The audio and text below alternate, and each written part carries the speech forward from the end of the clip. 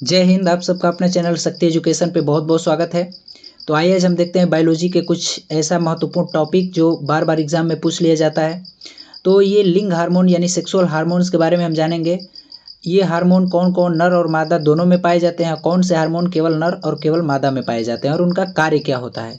तो आइए हम वीडियो शुरू करते हैं। सबसे पहला हार्मोन हम लेते हैं यहाँ पर FSH हार्मोन। तो यहाँ पर FSH हार्मोन जो होता है इसको हम बोलते हैं फॉलिकल स्टिमुलेटिंग हार्मोन। और इसका कार्य क्या होता है, ये कहाँ पाया जाता है और कहाँ से इसका स्रावण यानी ये कहाँ से निकलता है। तो इसका स्रावण हम देखते हैं पीयूष ग्रंथि से होता है। पीयूष ग्रंथि द्वारा नर एवं मादा दोनों में पाए जाने वाला यह हार्मोन है FSH हार्मोन। और यह इसका काम क्या होता है, तो यह नर में FSH जो है शुक्राणु जनन में सहायक होता है, वृद्धि में करता है और यहाँ पर विकास और प्रजनन को नियंत्रित करने का काम ये करता है FSH हार्मोन। यहाँ पर आप इमेज में देख सकते हैं, ये हमारी पीयूष ग्रंथि है जो हमारे ब्रेन में मटर के समान स्थित होती है। यहाँ पर तीर द्वारा आप देख सकते हैं इमेज में। और यहाँ पर हमारा जो शुक्राणु यानी नर का स्पर्म होता है उसको यह वृद्धि करने के लिए और जनन में सहायक करने के लिए काम करता है।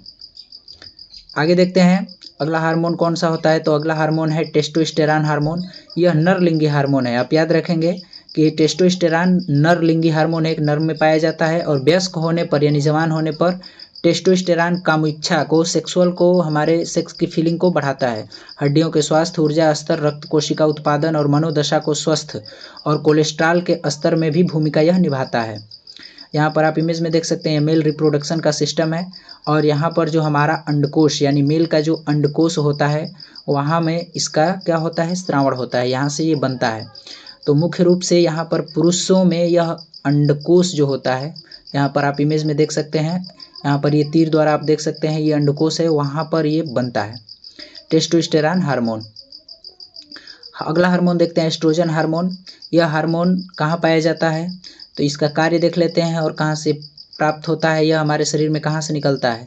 यह मादा लिंगी हार्मोन है यानी कि यह केवल स्त्रियों में पाया जाता है और यह यौन लक्षणों को प्रकट करता है। जैसे टेस्टोस्टेरॉन के द्वारा पुरुषों में वो यौन लक्षणों को प्रकट करता है, जैसे कि हार्मोन्स के ही कारण हमारे अंदर दाढ़ी मूँछों का आना और स्त्रियों के अंदर नहीं आता है।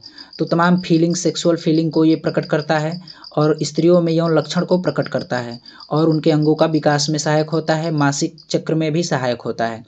और यह गर्भावस्था के दौरान प्लेसेंटा से निकलता है। प्लेसेंटा गर्भाशय में का एक अंग है जिसके दौरान यह स्रावण होता है। बाकी उसके पहले यह मादा का अंडाशय, यहाँ पर इमेज में आप तीर द्वारा देख सकते हैं, अंडाशय से निकलता है।